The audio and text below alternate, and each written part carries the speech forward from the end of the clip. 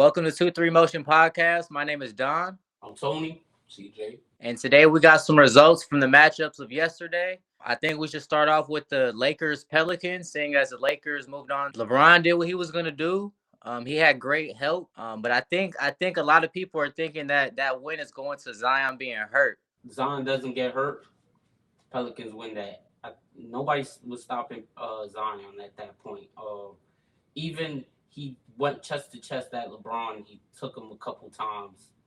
I don't think nobody was going to stop him on that team unless it'd been AD, but it's the what ifs. We can't do it. I can't go by what ifs. Zion showed me that he was mad that his body let him down during that game.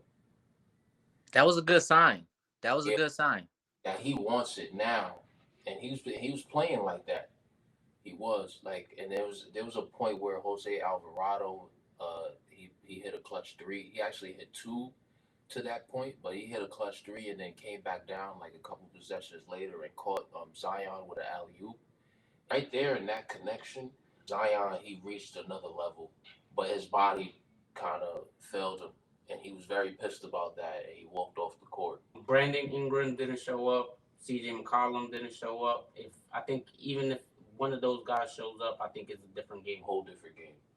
Yeah, I think Jose did come in clutch, but at the same token, he blew a possession that could have decided the game on a layup. I believe he got blocked.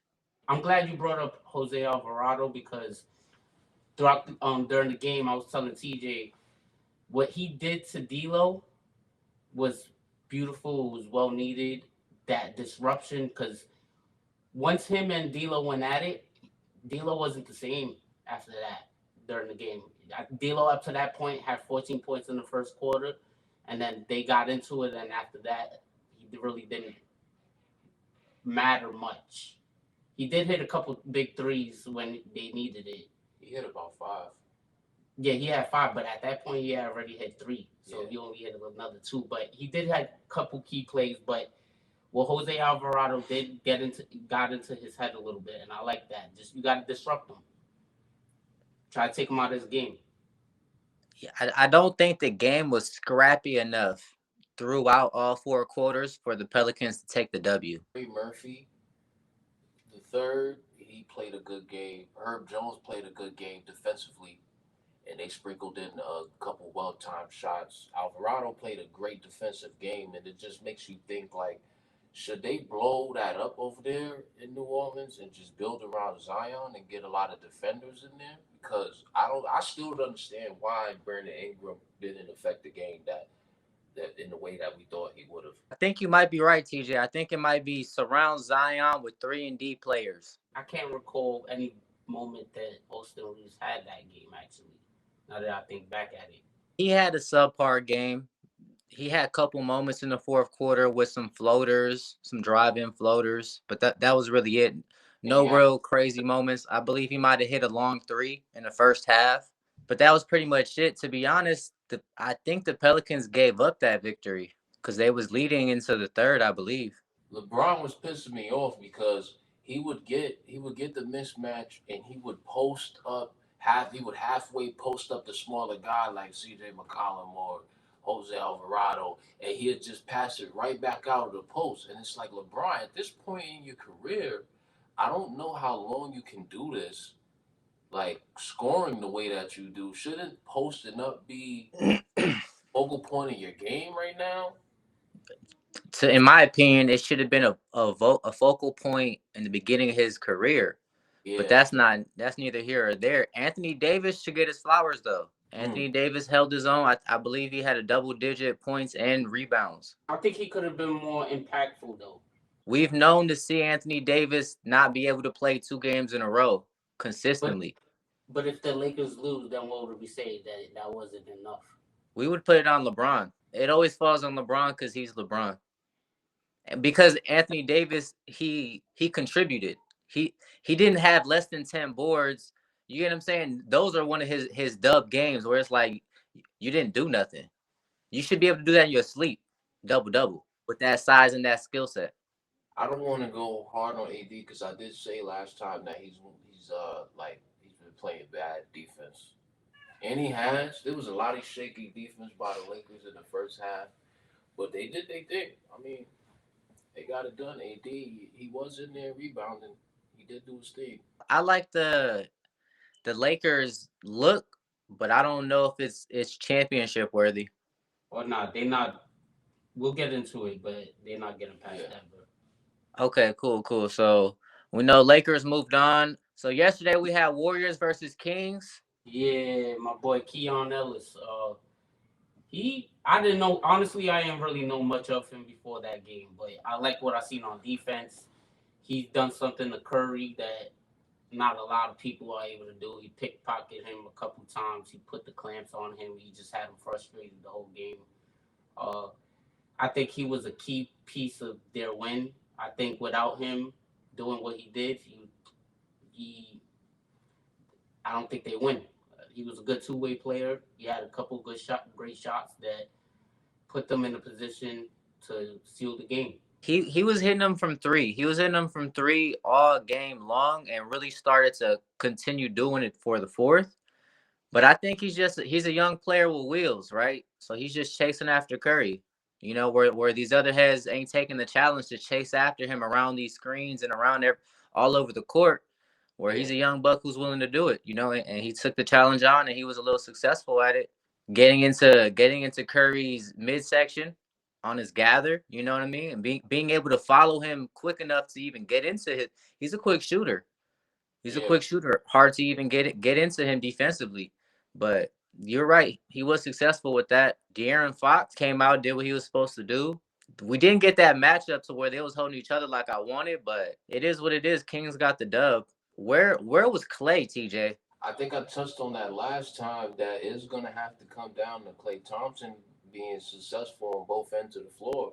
And he looked like he was completely taken out, in my opinion. Like, I don't want to. Is that a bad take? He had 0 Like, points. He looked like he has 0 points. Yeah, That didn't even occur to me. Yeah, he looked like he was on the boat. And then on the defensive end, he just looked like dudes were just going right past him. He was grimacing a lot, shaking his head a lot instead of just going in and making shots. I don't know if you guys caught the post-game show, what Kerr said. He said that they plan on bringing Klay back next season, and he said that he is the key piece to them being able to win in the future. So I don't know what you guys think about that. No, he is. He is just the version of Klay that we get to show up. Like, now, post-injury, he has not been the Energizer Bunny that he used to be, both on the offensive side and the defensive side. His legs don't look underneath his shots. He's always had a fast release, but now it looked like he just can't wait to just get it off. You understand? Like, it's something, I don't know if it's mental or just the way, has the flow of the game changed now with so many new rosters of young players in the West Coast? So it's like, is Klay kind of still playing in a bygone era, sort of? I'd have to disagree with you on that perspective. Not to say what you're saying isn't true, but I don't think that's what's affecting him right now, TJ. I think what it is like you were saying earlier, it's mental. Because Klay was never the tough guy. Klay was never the guy who would sit there and look for an argument. That's Draymond's job on the team. That's why they need Draymond to be the roughneck. So honestly, I think it's got to be mental. You know what I mean? Why don't you play defense? Why don't you run around active? Being active is willfulness, right? Yeah.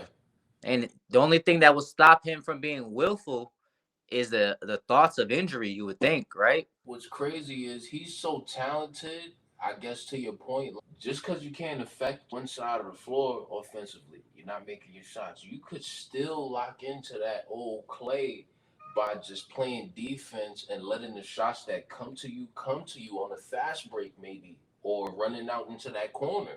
You're right. Another mental aspect that might be is the new Bucks coming in, having to deal with a Jordan Poole, having to deal with a Moody, having to deal with these young Bucks, and you're just not there. Kuminga looked like he's ready to be next. I think they did him a disservice because they were trying to keep that system where they should have gave him some of these crunch minutes literally this year and last year. Get him ready to take over Klay's position. You know what I mean? Because Kuminga's He's the only one that has a build. It's Warriors need size. CP3, I'm gonna be honest, and you might not agree with me, Tony, but I think CP3 needs to be on Miami. I think it'll work out for all parties. Before we get to that point, I just wanted to go back real quick to that what y'all was saying about Clay.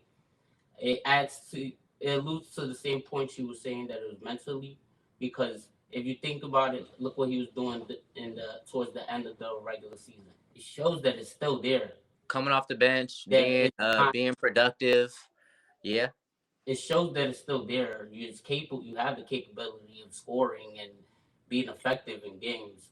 You just didn't have no effect yesterday. So it's like, but that was a game that mattered.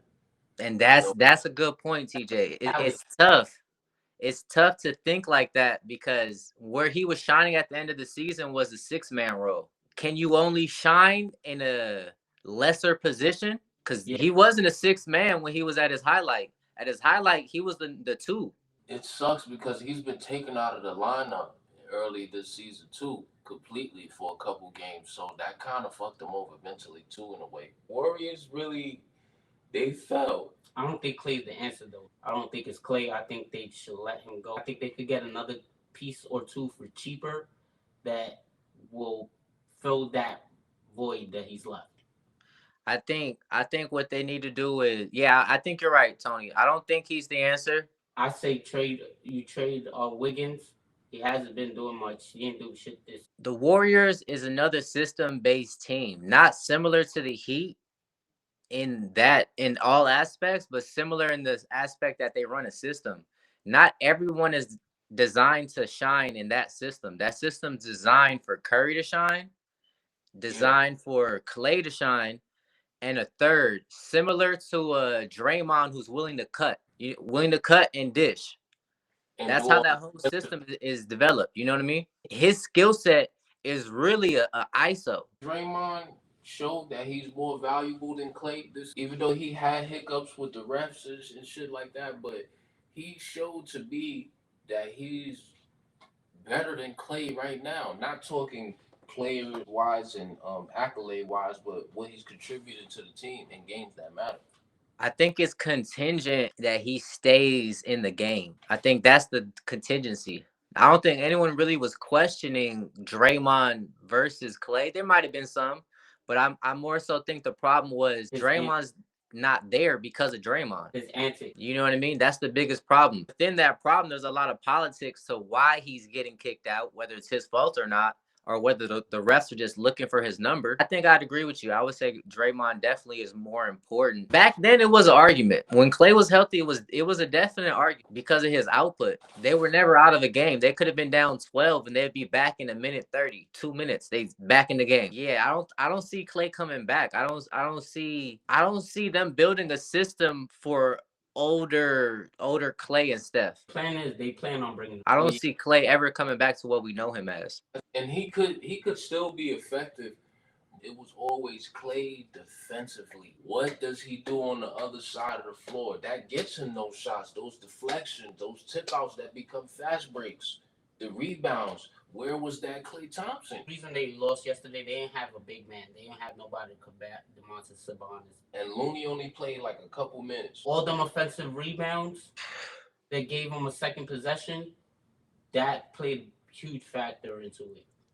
But we can't even account for that problem because they've had that problem going on 4 years now. And specifically Kevin Looney and what was the other guy? James Wiseman. There we go. That's been their hole for the last 4 years. That's been their hole as a big man. Looney's not a true center. Looney's a 4. And Wiseman get hurt all the time. And Wiseman was a 4 who can play 5. Really, he wasn't a true big. But my point was that the Warriors haven't made it a focal point to get bigs for literally 4 years, if not. Because like you said, it's their system. Their system's not even really designed for the big. Because that's why a guy like Zaza Pachulia could come in and affect the game. Because all he got to do is play like a big. Play, rebound, set them screens. That's it. Mm-hmm. Getting rid of Clay, would be a good move because you can get different guys in there to complement Steph at this point in his career. Because Steph showed that he's still effective, one of the best guards. Period. I think that loss might be a contribution to the Kings playing tight defense more so than anything. They played good defense against the Warriors and locked up who they needed to. You know what I mean? And Harrison Barnes was effective. Keegan That Murray, good game. That was really his coming out party to me. that's a good point. Keegan Murray was hitting some shots. So with the Kings beating the Warriors and the Pelicans losing to the Lakers, they're gonna face each other tomorrow. No Zion, no win. De'Aaron Fox, I think he showed that this is his team. He's playing on a really high level right now. All they got to do is win one more game, and I don't think they would have lose that to the Pelicans who just lost.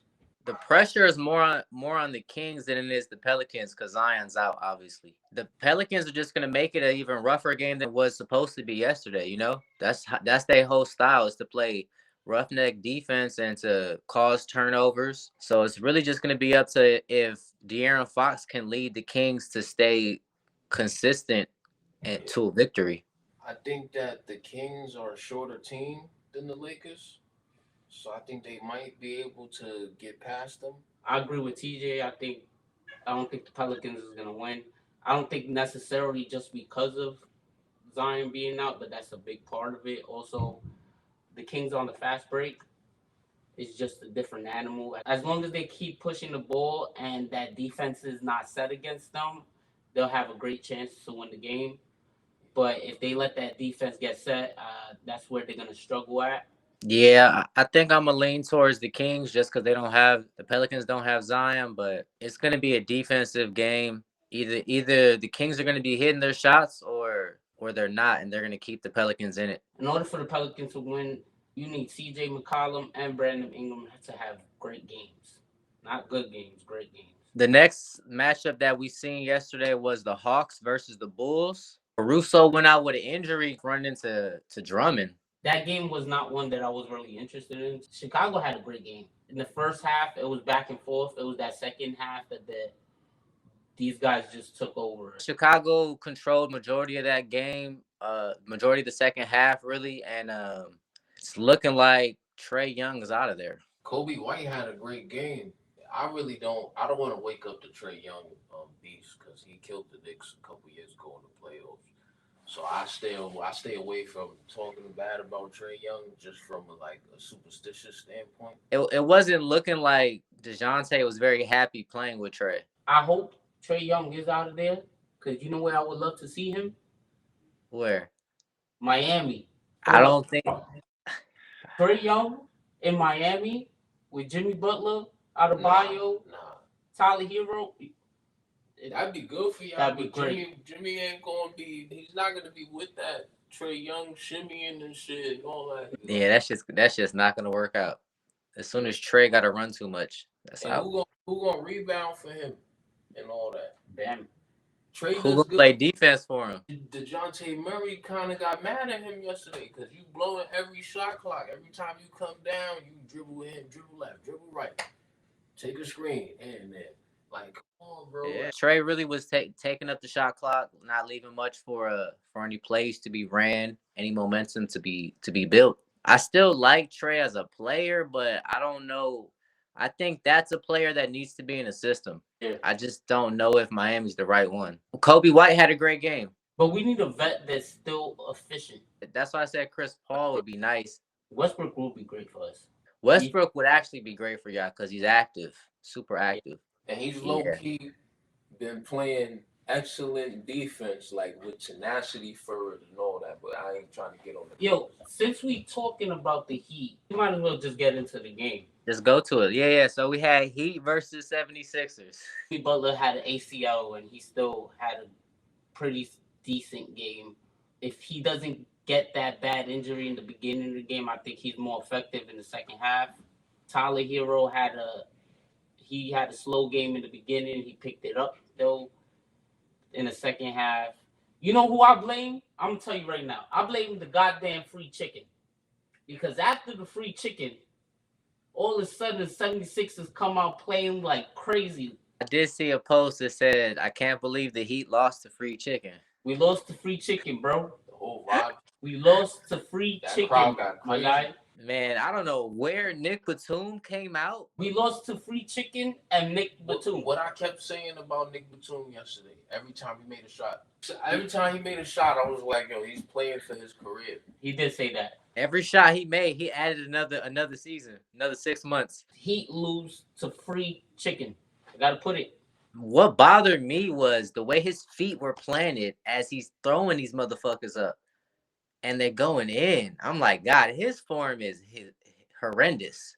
One of the later threes that he made, he caught somebody with a head fake and sidestepped perfectly, and then reloaded, and then he cashed it. And I was just like, he's playing a fundamental, like, everybody's the other 9 guys on the floor, they got a lot of feelings and shit like that. Nick Batum is in his own mind. Like, the game was his. He had an out-of-body experience. He over there watching himself play. It's a reason why I love and I hate the zone defense, because if the other team can shoot threes, that's the biggest con to that zone defense. You're able to knock down way more threes. And if you're going to beat the zone defense, that's how you beat it. You beat it or moving the ball around, kicking it back out, But I think taking those open threes. And that's what they did. Embiid, he had a decent game, but he wasn't fully who Embiid plays like, you know. Embiid didn't beat y'all. It was Free Chicken and Nick Batum. I think Miami played a good game defensively. It just came down to a couple laps in the third quarter. That's what we've been dealing with all season. Not enough on the offensive end. Just not able to go get points when it matters. It's been our biggest detriment this season. I think it came down to when the guards started letting loose, like when Kyle Lowry and Maxey started letting loose in the third and fourth quarter. Because I was paying attention. Defensively, they was in the game the whole way. Once Embiid got the ball and he'll start driving, the defense collapsed. He'll just kick it out to Batum and there you go. He did that like 4 times in a row. Yeah, and then Batum sealed it with the block on Tyler Hero at the end. I'm glad you brought that up because there was 2 key fouls not called. There was one on that 3, and then there was one with the back and forth with the ball. If you look, Nick Batum pushed them. They didn't call that. So, I don't know. I think if they called those plays... There was another call. Jimmy thought there should have been time left on the clock. I thought so too until I seen the replay. I didn't see a foul on the 3-point shot, but I see what you're saying about that backcourt violation. I don't know if that would have changed the game, but it looked like the momentum just shifted. Like, I just hit a wall. They called the block. They said Nick Batum blocked Tyler Hero, but it wasn't a block. If you look, he hit the hand. Nah. Oh. He's gonna say that because he didn't want the Knicks to face the Heat. I'm gonna have to see the replay now, Tony, because now I think Clean. I'm gonna actually probably try to clean. put the replay right I'm here. not even being biased. It was clean. Put it Nick right Batum down was just on another level. He was so in that game that he caught that block. We all caught that block before. It was a foul. that fingertip block. Yeah, that mental just give me that. Yeah. But do y'all not understand that's a foul? And then one more point, Adebayo needed to do more. He didn't do enough. Well, guess what? Tomorrow we got the Heat and the Bulls. We can see what Adebayo's gonna produce. You know what? I told TJ this yesterday, and it's not just because I was salty. I still kind of am, but I don't want Miami to win, especially with Butler being down. They're not gonna make it. I don't think they're gonna make it past Boston, even if they do win against the Hawks. I don't know if that's winning culture. I don't give a fuck if it's not winning culture. If my team is going to make the playoffs, I want them to win a championship. I know they're not going to win. There's too many there's way better teams this season than that's a horrible take, Tony. I'm gonna be honest with you. Jason Tatum could get hurt in game 1, snap his fucking tibia. God, now he's out the whole playoffs. It's even now. Last season was different. At the end of the season, we went on a tail. We're out with Jimmy. Jimmy's not playing. ACL is done. Jimmy's not like that. Let's just be real, bro. Give y'all a chance. Stop, bro. It doesn't matter Jimmy Butler. but it doesn't matter. He's a good too. I'm not making that point. I'm not arguing. I'm not to say Jimmy's like that. He's a big part of our team. without the biggest part of your team, you're definitely not gonna succeed. I don't think he's that Whether big you a part like of that your. or not, that's a whole different conversation in itself. But I think what Jimmy brings is a mentality.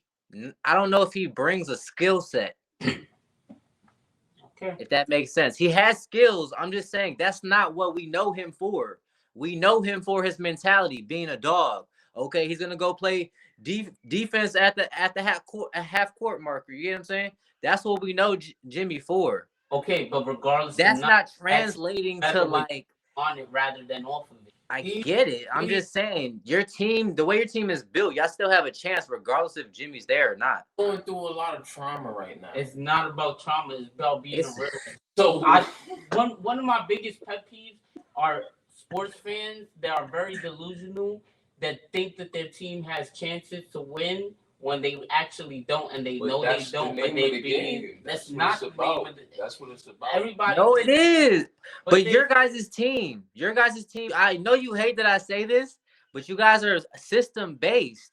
If you guys make it into a 7-game series, that's where you guys shine. You may lose game 1, you may lose game 3, but you go on the tear at the end of the series because now you have how the other team's playing.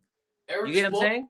is like I want the Knicks. I didn't want Boston. Look, you brought up the I Knicks. Hold want on. the Knicks, Hold bro. on. I was about to say. Because I'm tired. Hold on. I'm going on a rant. Now y'all piss me off. I wanted the Knicks for the simple fact that I'm tired of this whole debate of they would have beat us last season or the season before. They keep on talking about these regular season games that they win against us this season like it really means something.